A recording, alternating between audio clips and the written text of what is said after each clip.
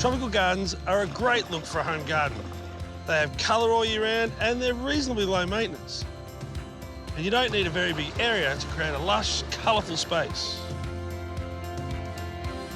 So this is the little courtyard we're going to change, just to prove to you that you can have a lush tropical garden no matter how big or small a space you're working with. I reckon it's about 10 or 15 years old, the same time they did the reno in the house. All they've got is dracaenas. We're going to leave the one in the corner because it does screen off a busy road, but we're going to plant the rest out with all those tropical plants that we're falling in love with. Best thing about dracaenas is they're one of the easiest plants to strike. I take about 300 mil, plant 200 of them in the ground, and it won't even go backwards. Now to cut them, I'm throwing them into a bucket of water. The reason why I'm doing that is I'm not going to plant them until this afternoon, and I want to make sure they don't dry out and they keep hydrated.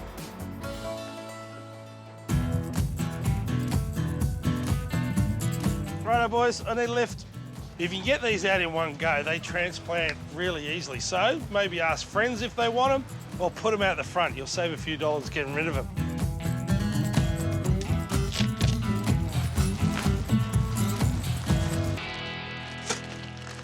Bamboo gives you an instant tropical feel, and it's a fantastic, fast-growing screen.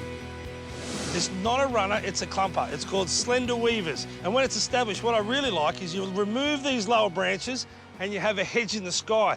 That gives you plenty of ground that you can still garden. It exposes these beautiful trunks and it gives you a lush green privacy screen.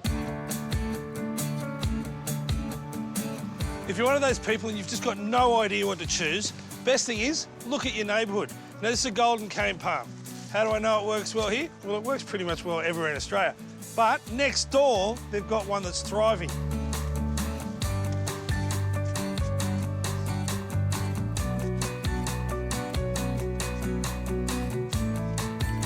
My idea of a tropical garden is very informal. If you have a look at this here, nothing's planted in a line or specifically 1 metre apart. You've got to lay it out and look at it and make sure it looks right, because you want it to look natural even though we're planting it. You've got a couple of different bromeliads, and look at the red centres of that.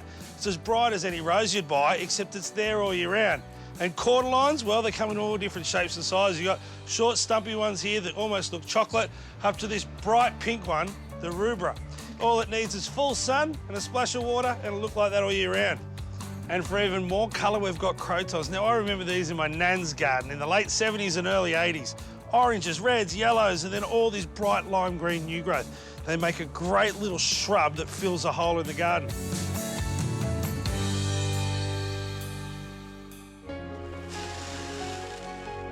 Last but not least, we're back where we started with our little dracaenas. It's as simple as finding a hole and whacking it in.